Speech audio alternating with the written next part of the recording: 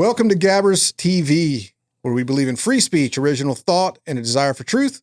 We are here with Meme Joe Green, Whiskey the Wolverine. How are you doing, Meme Joe? Hey, man, this is fun. We're trying out our first episode of the Gabbers.tv, and, you know, I think both of us are used to being behind the camera. We both have faces for radio. Oh, man. Yeah, I got faces for audio podcasts. And so we're used to being behind the camera. This is very much out of our comfort zone, but I think with the way things are going in America, away from free speech, that type of thing, I think it's just a time for people to get out of their comfort zone and open up the dialogue. And hopefully throughout this process, we'll talk about a whole lot of topics, and we'll get a lot of feedback maybe in the comment section, and we'll bring in guests and that type of stuff, because we are not opposed to dissenting views whatsoever.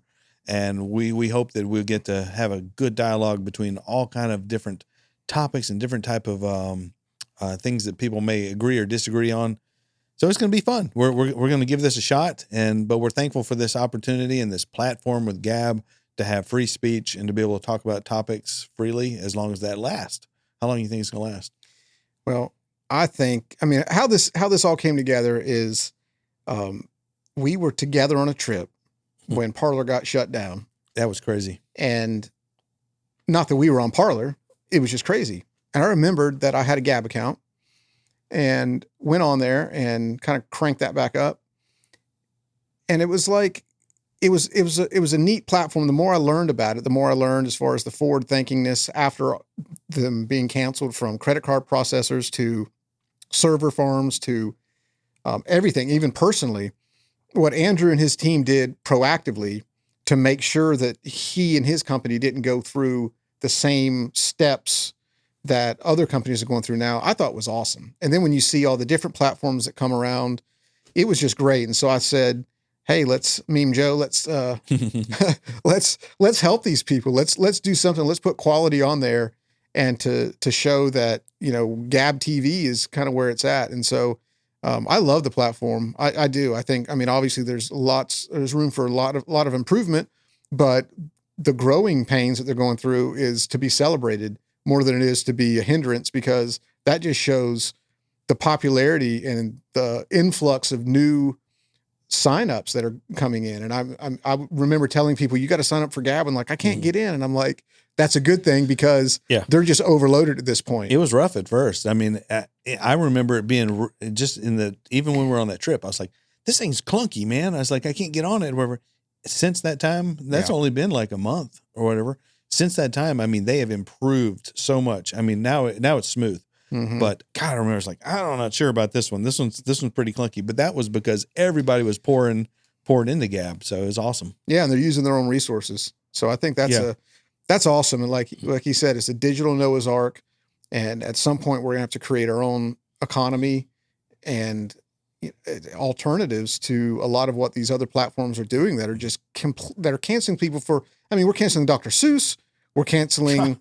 It's crazy. It's crazy. We're canceling everything. We've lost our freaking mind here in America. It is. What the heck, man? You wake up tomorrow, and I mean, what else is? I mean, literally, this would be on the Babylon Bee a year ago. Yeah, if you'd have told me a year ago that they'd be canceling Dr. Seuss, I would swear it would have been a Babylon Bee article. It's just, this is craziness, and we're escalating so quickly. We're devolving, I should say, so quickly as an American society.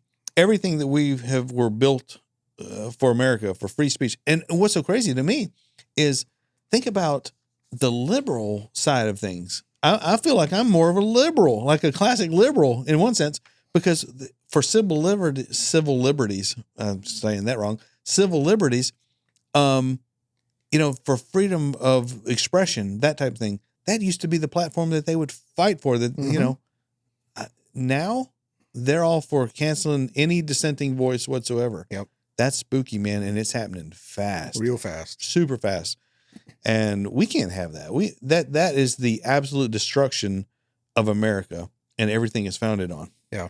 Yeah. Well, yeah. Speaking of cancel culture and a dissenting voice, I think it'd be appropriate to start the show with 2 weeks ago to today, we lost a great American hero of mine, Rush Limbaugh, who fought the dissenting voices and the cancel culture when they tried to take him down with the fairness doctrine and all that.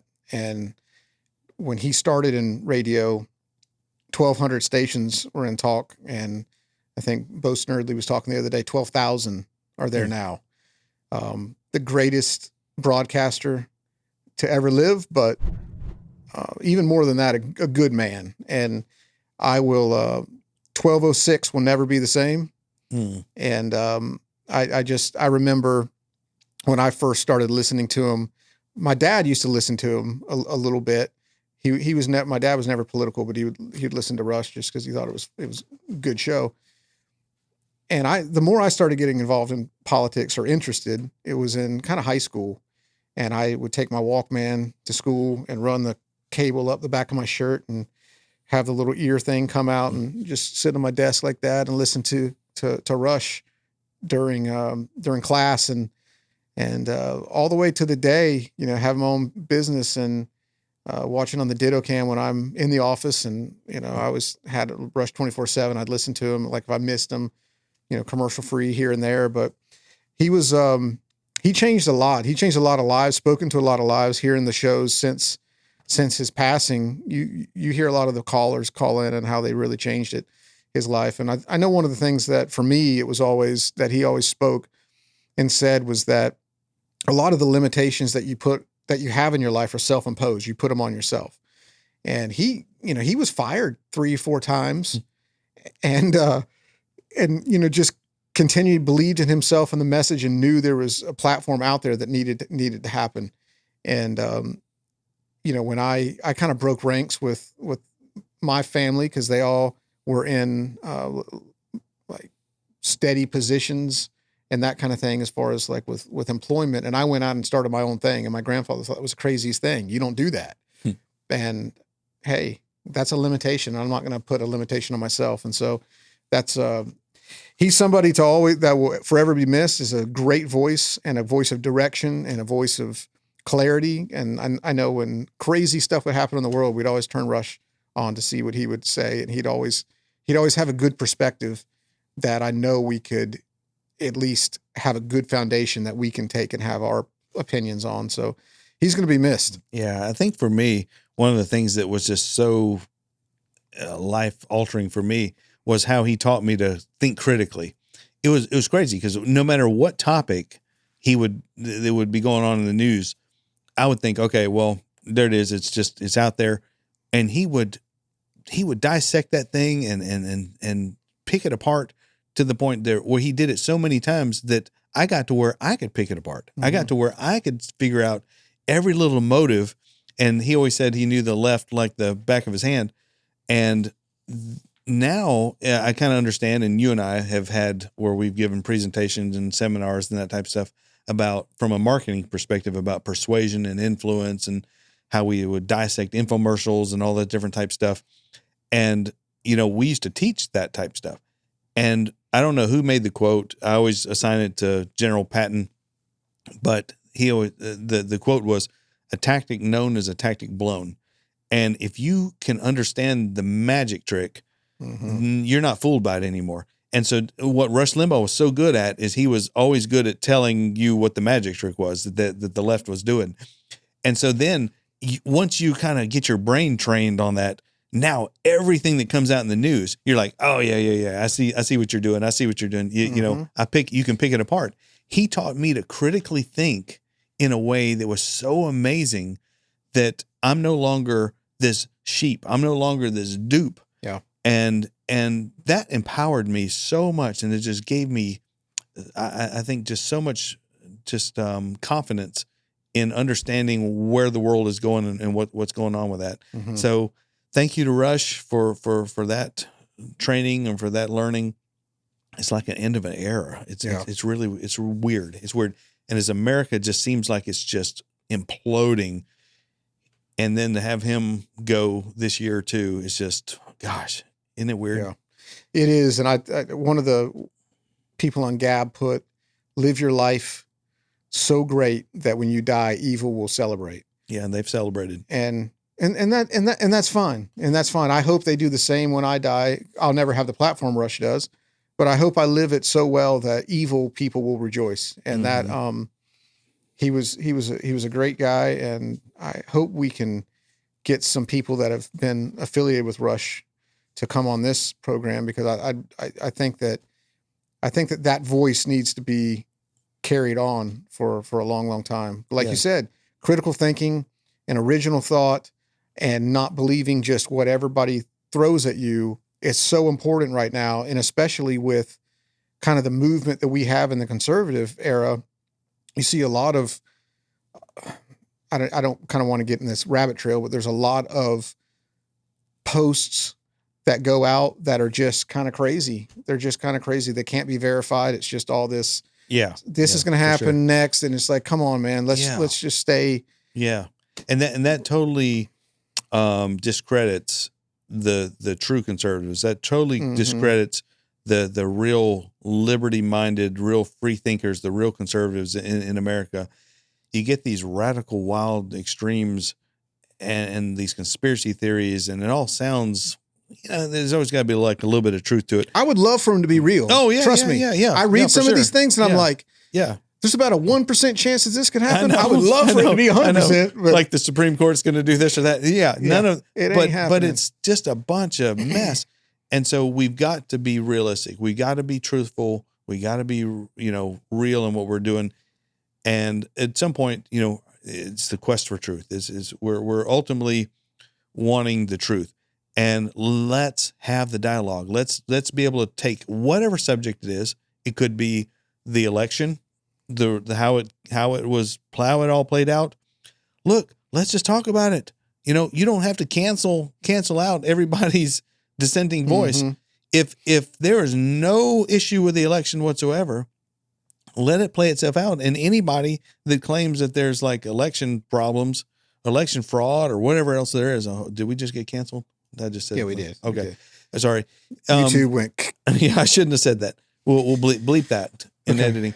But if there was election fraud and you let it play out in the courts, you'd make the people that are claiming election fraud look like fools, and you'd have even more credibility. But the fact that you couldn't even talk about it, is what's so crazy. Yeah, it's against a lot of social platforms' policies to even challenge the election, which you can still to this day challenge the 2016 election, but not the 2020 election. Exactly. So I mean, however it played out. Yeah. If you really truly are in a quest for truth, let it play itself out. You're gonna figure it out. But to suppress one view makes you kind of go, wait a minute, why are you so adamant about squashing that voice? And then that just gives more rise to conspiracy. Yeah. Yeah. It's awful. And that's, the ability to question your leaders and the things that the leaders do is truly American. And I think we're moving away from that at a rapid pace. Let's question a leader. I have a leader we can question. Let's question. All right. Who's that? Robert De Niro. No, I'm sorry. I got that wrong. Andrew Cuomo. Andrew Cuomo. I thought it was Robert De Niro or Al Pacino. You mean, well, they're all Emmy Award winning. Yeah, that's right. Well, they are all Emmy. Give this man an award. That's right. So Andrew Cuomo apparently enjoys. Well, he doesn't enjoy. He has no issue whatsoever with the way he interacts with his female counterparts, and so I don't know. We have a video, right? Yeah. Let's play that. Uncomfortable, felt hurt, felt pain from the interactions. And I'm embarrassed by it, and I feel bad from it. I'm not in this business to make people feel uncomfortable. I'm here to help them. That's the essence of what I do.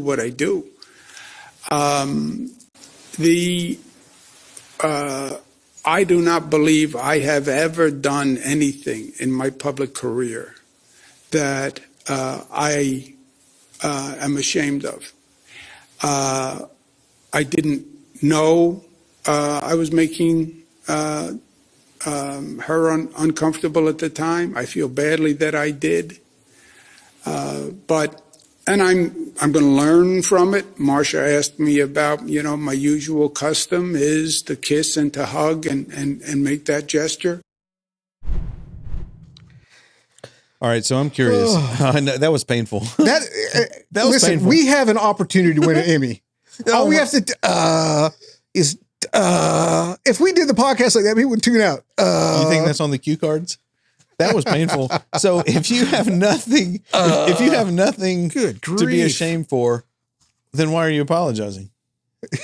Seriously. And what do you have to learn? I know. What you have to learn from my custom I know. is to grope women. So what do you think? So do you think that the left even cares at this point? Like he's done his job, he's done his thing. Do you think that they even care if he's around anymore? Oh yeah, Why? because he was the anti-Trump. That's how they measure things. They measure it based on Trump. When they had the USS Comfort and Mercy, I can't remember which one was in That's New old. York. Trump's gone. What purpose does he serve now? But I'm just saying that when they brought the ship in, Trump delivered that ship, and like Rachel Maddow and everybody said that couldn't happen. When that ship came in the harbor, they were like, "Oh crap!" How many people did he put on that ship? He didn't. He didn't put anybody on that ship. He shipped them back to the nursing homes. So that's what they're trying to cover, because that's a cascading event that's going to implicate the governor of Pennsylvania and Michigan and all that. I don't know. There's some that are calling for him. So you think they want But I him think in there's some that support him. You think they want him in or out? I think they want him. I think they want him to stay in to keep the show going on. To keep the show going on. But do you think that they would take him out for this? I mean, where's the Me Too movement in this? I mean, do you think they would take him out because of the Me Too movement now, or that's a really kind of if they took him out for that? Me Too doesn't apply to Democrats. I know, but think about this. Yeah, all right. If he ends up going out, he can't go out because of his poor performance in the COVID stuff, right? He has to go out for some reason if they're gonna get him out of there. The easiest thing to do is to get him out because of his interactions or inappropriate interactions with women. They could easily do that. They could claim the mantle of high morality. Oh, we're all back with the Me Too movement. We're for you women, whatever. He's the one, think about it. He's the one that set the standard with Kavanaugh and everything like that about if a woman accuses a guy of doing something inappropriate like this, the woman gets full validity and the guy is guilty until proven innocent, right? And basically he's just guilty. Yeah, he's absolutely. not even if he's proven innocent, That's he's their still rule. guilty. All right. So he set the standard. So if he sets the standard and then they can say, okay, well, we hold to our standards, which is not what they normally do. But if they can claim they hold to their standard, take him out on this one. Guess what topic never gets discussed? Nursing homes. The nursing homes and that type of stuff. But one of the things Cuomo did right is he did not go to Cancun. Well, That's what he did right. But I'm telling you, the guy's a psychopath. And I looked it up. Psychopath is not an official diagnosis. Experts refer to the signs described. Some of the more common signs to be aware of include socially irresponsible behavior, disregarding or violating the rights of others, check, inability to distinguish between right and wrong, check, difficulty with showing remorse or empathy, check, tendency to lie often, check, manipulating and hurting others, check, recurring problems with the law. When you kill 5,000 people, check, okay. General disregard towards safety and responsibility. check. Other behaviors may be signs, including a tendency to take risks, reckless behavior, and being deceitful with frequent lying. Yeah. Check. Complete psychopath. And impersonating Robert De Niro. And winning an Emmy and writing a book. He wrote a book. In first person. I love it. He wrote a book. I'm great. Oh, what about all those celebrities that look at Whiskey. Yeah. Whiskey's like fluffy and he is warm, man. He's like, I did not want to be in Florida. No. I'm not sure he signed up for this. He didn't. But I think Whiskey has more credibility than all the celebrities that went on there to give him eloquent praise for his winning an Emmy for doing all this crazy, like these press conferences, 3 hours a day. Look, I think when you get to this level of politics, you first off, you have zero humility.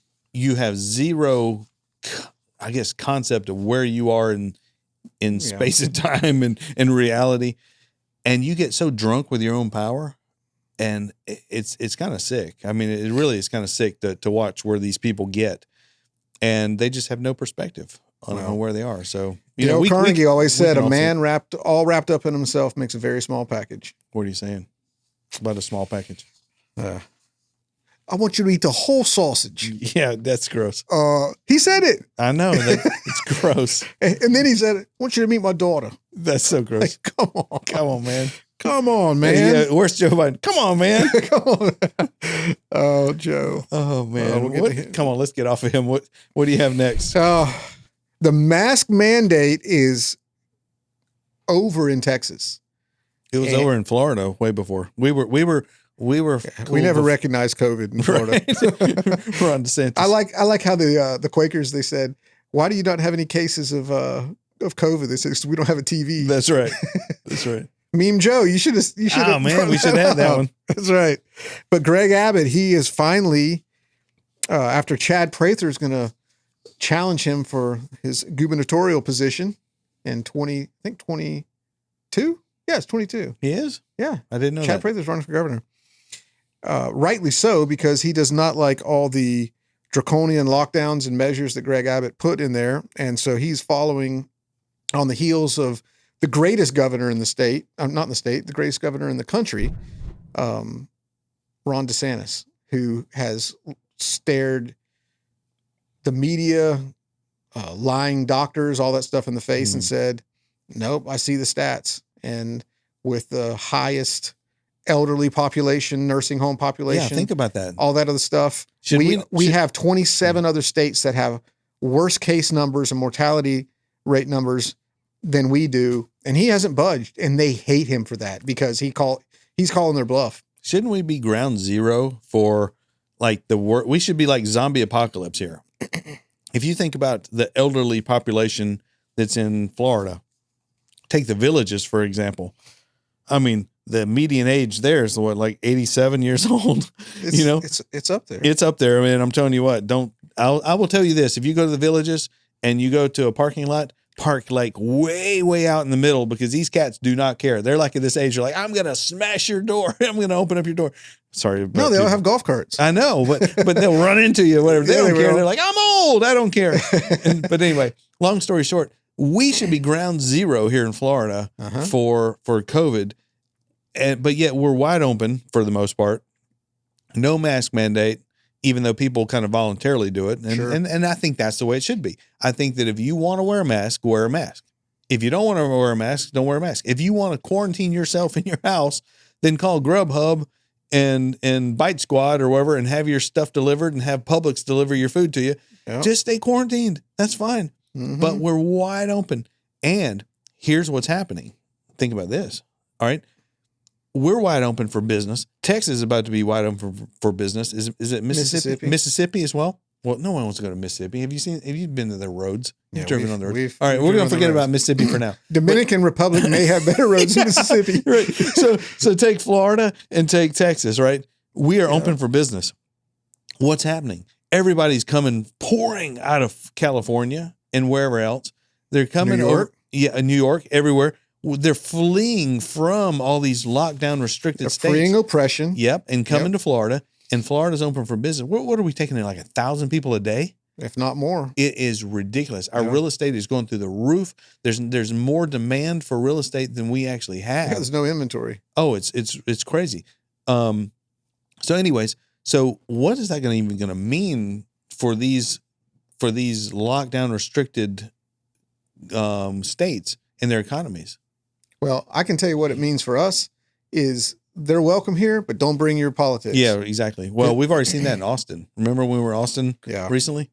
Yeah, Austin's crazy. Oh, that is a deep blue sinkhole. You know, I used to go to Austin probably 5, 6, 7 years ago on an annual basis, and it was kind of cool. And it just got, I mean, Austin was weird, and that's great. That I like the weirdness. It got liberal. It went to weird to There's wacko. no cowboys there, I can tell you that. No, not well. There might be, but they're not real cowboys. Anyways, they wear chaps. And that's it. All right, we're digressing bad. Okay, so anyway, but Texas, back to Texas, no mask mandate. What is that? Mississippi, no mask mandate. Yeah. Well, if you live in Mississippi, what do you care? No one wore a mask in Mississippi. If I lived when we were there, they didn't wear a mask. If I lived in Mississippi, I tell you, a place I would beg for COVID. Take me out. This is funny. When I was there, I went to eat by myself one night, and I was downtown in the city. I won't call it out, but I went and I walked into the door of a restaurant, and I opened it up, and they had plexiglass, everywhere, and they said, "Well, sir, you have to have a mask on," and I said, "Well, can I sit right there?" Which would be probably 5 to 6 steps, right on the corner, right in the chair. Like, we have to wear a mask to do that. I'm like, I can't just walk right there. And they're like, no, you have to have a mask here. I'm like, all right, well, I'm not going to eat here. So I left and I went down the alley and I looked through the window in the kitchen. Yeah. Not one cook had a mask on. And I'm like, y'all suck, man. Y'all suck. Just let me freaking go walk 6 steps in there. COVID, obviously, I will actually duck because COVID only works on like this level when you're walking, right. But when you sit down at a table, if you eat, it's like it's an altitude virus. Right. Well, if you eat, like if there's food in front of you, that's why I kind of thought about making like this shirt that had this little fold out table because you can walk around and you just flop out the little table and have some fake food. COVID will not mess with you. That's right. We'll call it the Covest 19. The Covest 19. There you go. Yeah, and you can have your little water with your straw, so you never have to wear a mask because you're not supposed to wear it when you're eating and drinking. That's right. Although Gavin Newsom said you're supposed to pull it back up between bites. Right. Our world's crazy. Oh my God. But back to a serious note, masks. Let's put slide 4 up here.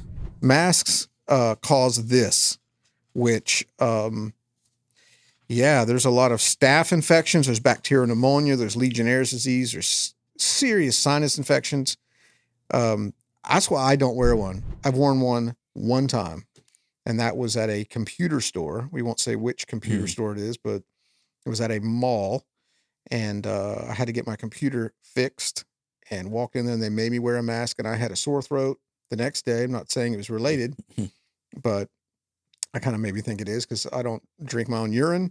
And when you wear a mask, you breathe your own exhale. Right. It's just not safe. So when they talk about recycled air, like, where you're either in a airplane or they even talk about recycled air inside of buildings. And they're like, it's all this air molecules circulating around. How much recycled air do you have inside of a mask? A lot. Your oxygen deprivation, it's not healthy whatsoever. Speaking of airplanes, that's not really recycled air because I talked to a pilot, and they replace that cabin like every minute. All the air in the cabin is replaced every minute. They open a window every now and then. They open a window, crack for COVID. They crack it a little bit. That's right. That's why you have to wear your mask. That's right. So bird feathers don't fly in. But now think about this though, right? So if you take, this is what's so crazy to me is I know people that live on farms and stuff, right? They're out in the dirt. There's like chickens and cows and goats and everything else like that. They're exposed to every germ known to man. Yep. They're never sick. Have you ever noticed that? They're never sick. But then you take like this little squirrely looking dude that plays video games all day in his bedroom and never leaves his house. Second, he leaves and goes out to the 7-Eleven. Yeah, he sniffles McGee. Yeah, and then he's off getting antibiotics at the doctor. I mean, I believe that if you are healthy, if you're active, if you're exposed to a lot of germs, chances are your immune system is. It is. I mean, there was a study that kids that grow up that have a cat or a dog in the house have a higher tolerance to sickness and getting the average cold, flu, any of that because they're developing dander and that type of stuff. Pet dander and all the germs that a pet brings in. Yeah. You're developing immunity to that. God created our immune system that every day we breathe in bacteria, viruses, pollen, all that other crazy stuff. And our body builds up an immunity to that, which is exactly what we're supposed to do. Right. So if we're isolating ourselves, if we're putting masks on to where we're not bringing that stuff in, we're only breathing our excrement out, it's not good. Are we really keeping anything out? I mean, and I'm asking because I'm obviously I'm not a doctor, nor do I play one on TV. No. But I've heard the saying, trying to wear a mask to keep a virus out is like trying to keep a mosquito from getting through a chain link fence. You think that's true? Yes. When I've actually looked at what size a micron is that a virus is versus the size that a micron, the particulate filter that a mask is, as far as the micron size it is. And I think you can get 5 microns through each filter area. So as far as a virus, they're very ineffective, which goes back to Fauci at the very beginning and all these other quote doctors saying a mask isn't necessary. COVID is nothing to worry about. I mean, he's saying all this stuff at the beginning, which is science and settled science. But I mean, to me, you're trying to block particulates or so you're saying it's 5 times like saliva when you, they always say when you cough or when you sneeze. Before this, I mean, I was always taught to cover your mouth when you cough. I was always taught to cover your nose when you sneeze. So this hasn't been like a big societal problem. I mean, kids normally are taught this without COVID. So I just can't imagine walking around with a mask on and sneezing. You don't sneeze on people? And coughing in your mask and just keep wearing it. I mean, how often have you been at the grocery store and someone just like sneezed all over you? It wouldn't be a good day for that person, but no, it hadn't happened. I mean, that just really doesn't happen that often. No, it doesn't. And so I don't know. It all seems a bit, we talk about settled science. Everything's settled science, right? Yep. But think about this. Is science ever really settled? A year, it was almost exactly a year ago. They said, we need 2 weeks to flatten the curve. When's the last time we talked about the curve being flattened, right? Well, they changed the goalpost. Then you couldn't get hand sanitizer. People were buying hand sanitizer and hoarding it, thinking that the virus lived on surfaces for how long? 19 days. 19 days, right? We were scrubbing down everything. Remember, it wasn't just masks, it was mask and gloves. Remember that? I mean, people wearing gloves. I mean, we were told, settled science, that it lives on surfaces. Then we were said, okay, don't wear a mask. It doesn't really matter. Settled science. Now it says wear a mask. Settled science. Now it says wear 2 masks. Settled science.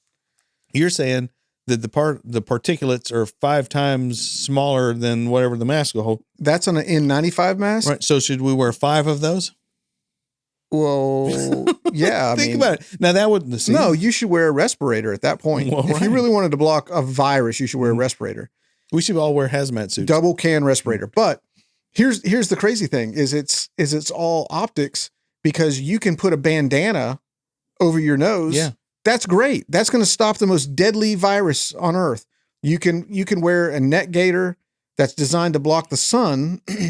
You can wear a cloth mask, which is think of this. If Ebola is breaking out, or you're going into the Ebola wing of the hospital and you go put your neck gaiter up, are you good? Hey, well, here's the thing. I went to a theme park not too long ago, and I had the neck gaiter, and I pulled it up, and I'm trying to get into this, in through the gate, the ticket gate. And the guy goes, "Sir, sorry that you can't wear neck gaiters here. You have to wear like a regular mask." Now, if I had a pair of scissors and 2 strings, I could have cut that neck gaiter, put the 2 strings around my ears, and attached the neck gaiter to my mouth. It would have been the exact same fabric, and he would have let me in because of the shape of it. Oh, yeah. Not because of the thickness of it. Have you seen the guy that painted his face blue? Yeah. And everybody was like, great. The security guys are taking pictures with him. That's funny. It's optics. It's 100% optics. It has nothing to do with health. No, it's pure all optics. Settled science. Yeah. Right. Oh Yeah, my gosh. Well, let's take a look at a true scientist here who knows what he's talking about. Let's take a look at this. Message to Texas and Mississippi. Texas and Mississippi. I think it's a big mistake. Look, I hope everybody's realized by now, these masks make a difference. We are on the cusp of being able to fundamentally changed the nature of this disease because of the way in which we're able to get vaccines in people's arms. We've been able to move that all the way up to the end of May to have enough for every American, to get every adult American to get a shot. And the last thing we need is the Neanderthal thinking that in the meantime, everything's fine, take off your mask, forget it. It still matters. I carry a card with me, I don't have it, I put it on my desk. As of yesterday, we had lost 511,874 Americans. We're going to lose thousands more. This will not occur. We'll not have everybody vaccinated until sometime in the summer. We have the vaccine to do it. Getting a shot in someone's arm and getting a second shot, you're going to take time. And it's critical that they follow the science. Wash your hands, hot water, do it frequently. Wear a mask and stay socially distanced. And I know you all know that. I wish the heck some of our elected officials knew it. So thank you very much. Thanks, guys. Thank you. It's critical to follow the science. What did he do 4 times in that video? Touch his mask. Touch his mask. Follow the science. All right. Settled. It's settled. You science denier. Face mask do's and don'ts from the CDC.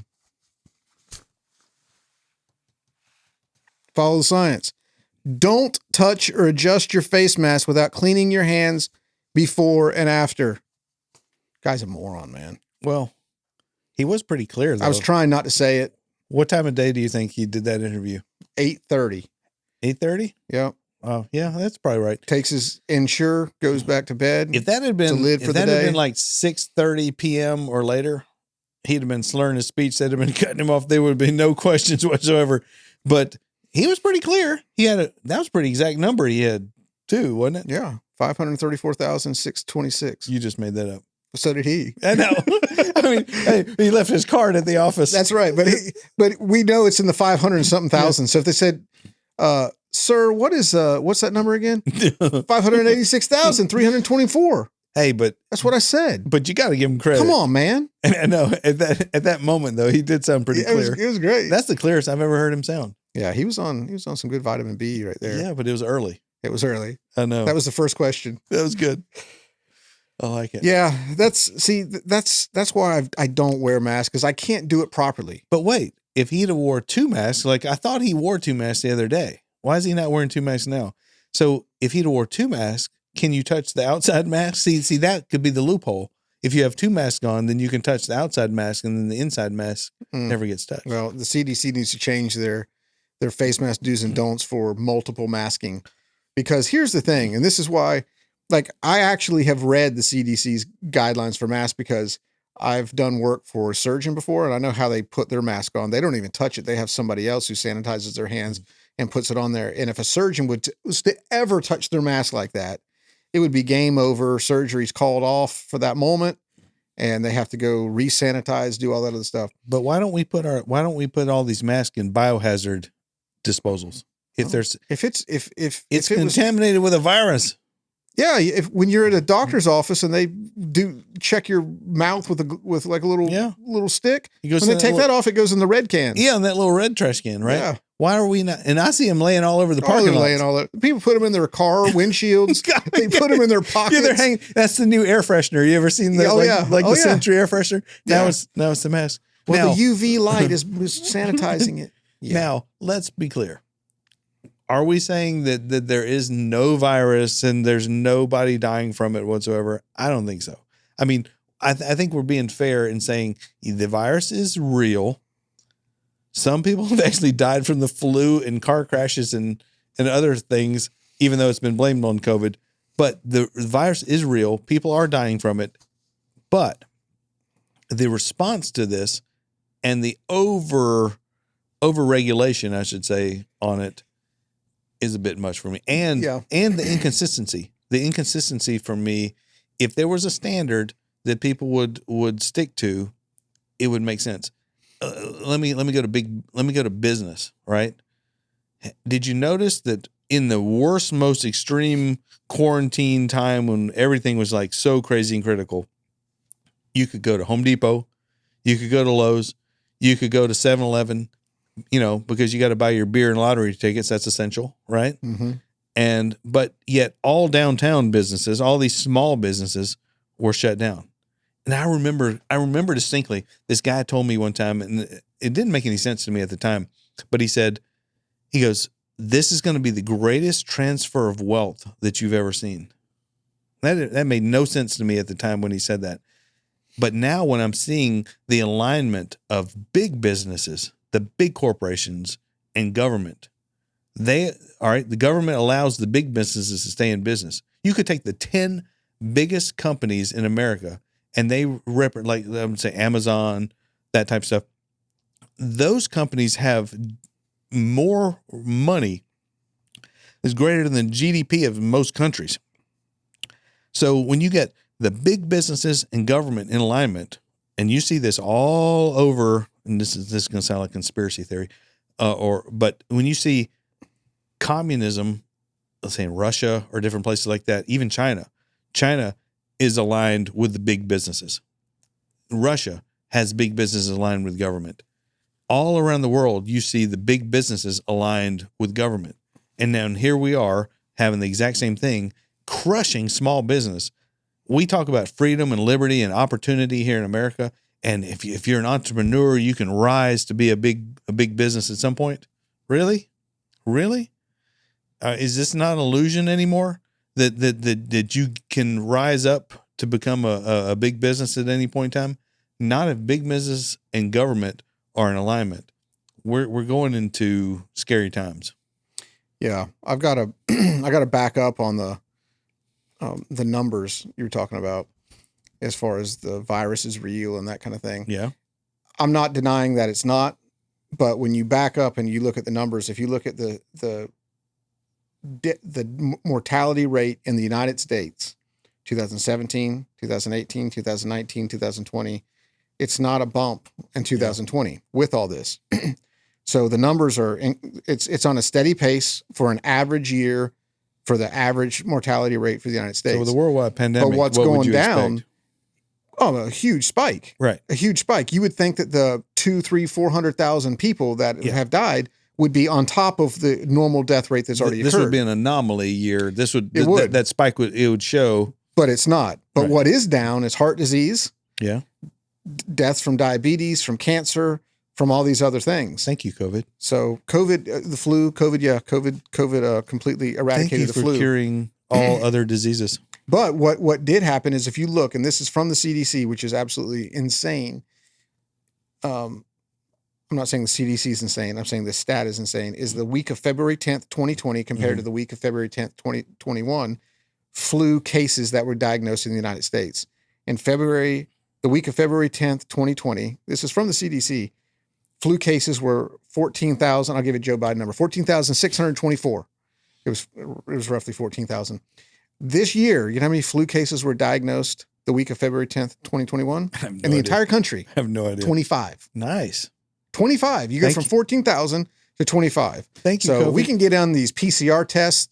The over magnification is insane. False positives are through the roof. They're attributing COVID to everything that there is. Yeah. So as far as people dying from it, yeah, there's probably outliers that are actually dying from that. But on average, this is from the CDC as well. Mm-hmm.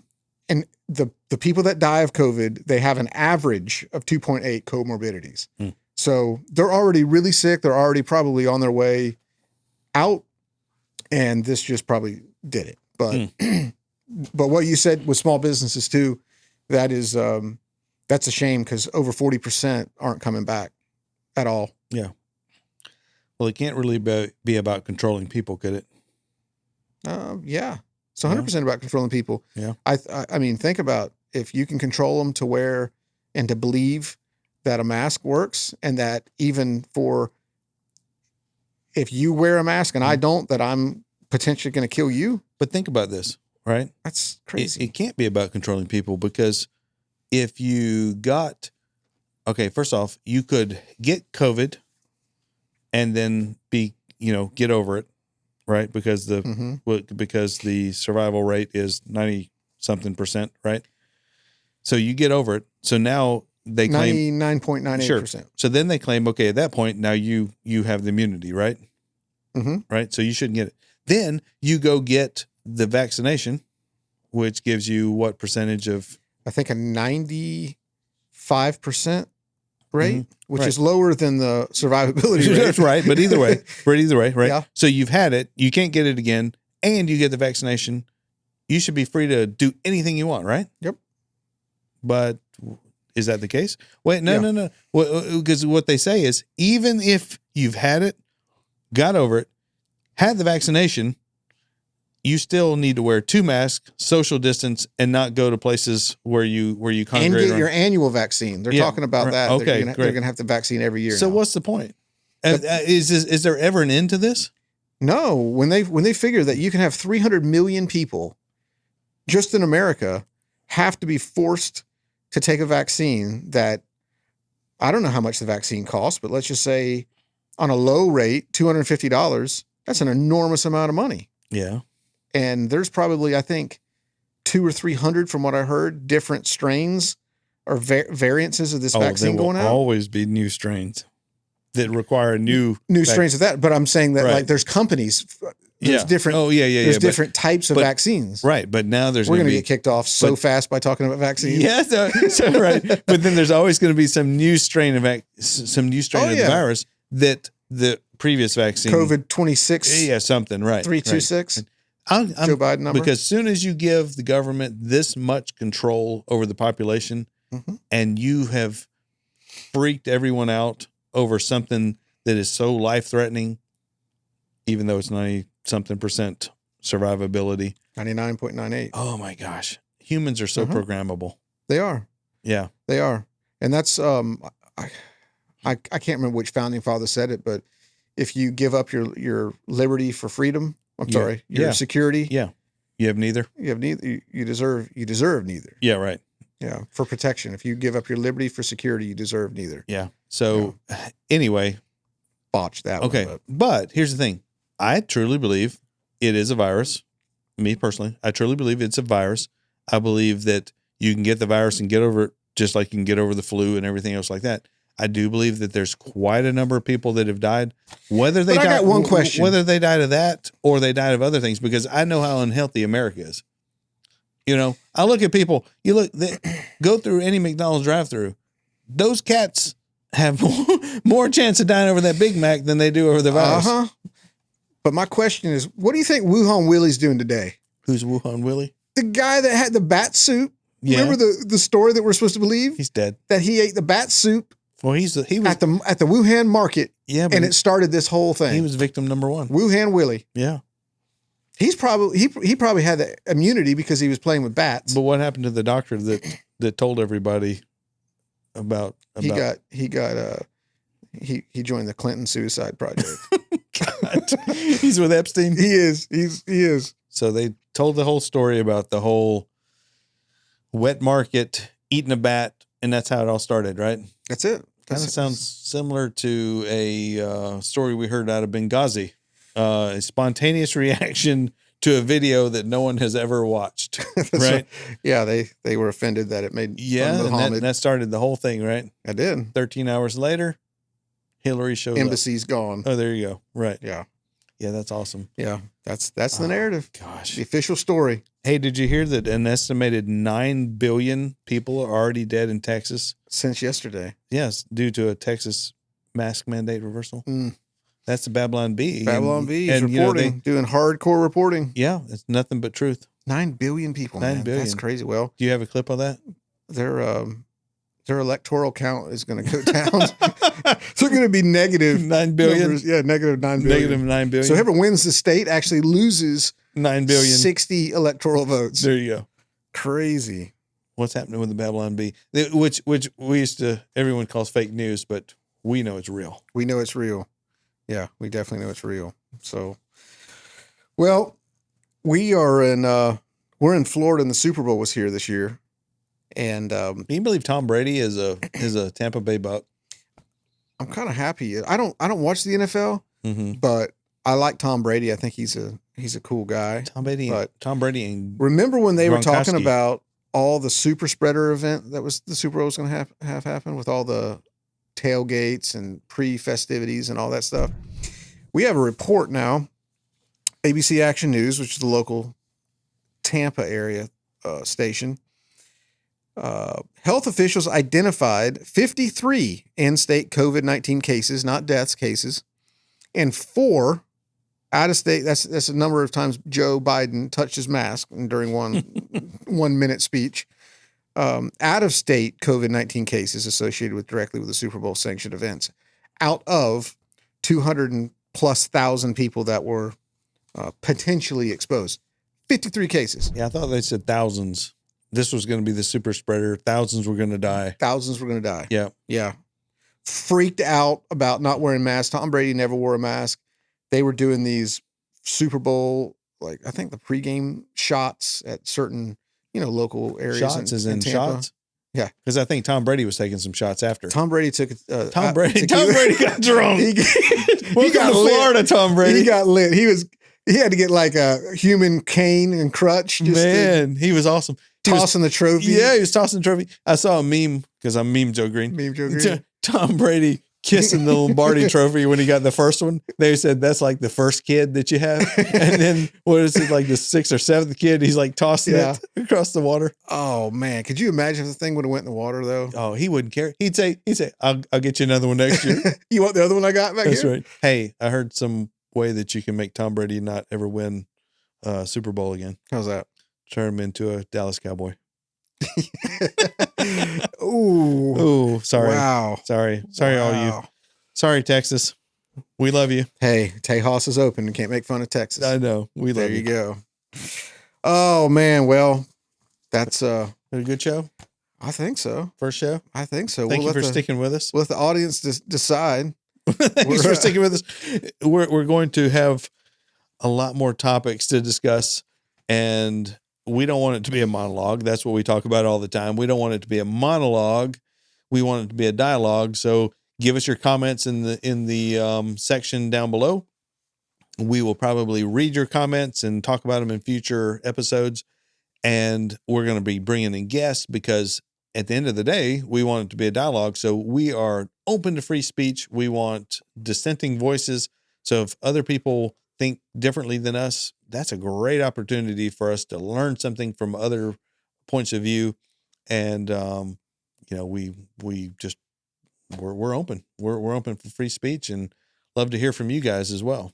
Yeah, it's we're excited to get this kicked off, and there's a lot of subjects we're passionate about that we'll be talking about. I mean, we were talking about a bunch of them earlier, and we don't have enough time to cover everything tonight, but we just kind of wanted to kick this off, and hopefully you're enjoying it, and hopefully we can provide some entertainment, some knowledge, some facts, and the quest for the truth, and just celebrate again what Gab, the platform, has allowed us to be able to discuss and all the alternatives they're creating. So I think it's kind of neat. I think it's something that I'm passionate about doing, even though I'm not passionate about being in front of the camera. No, definitely not. And but again, it takes people like us, the average people, to step up, because there's the mainstream news and the media outlets have a silo, but a big platform to where people out here that don't agree with that need a voice and need a platform. And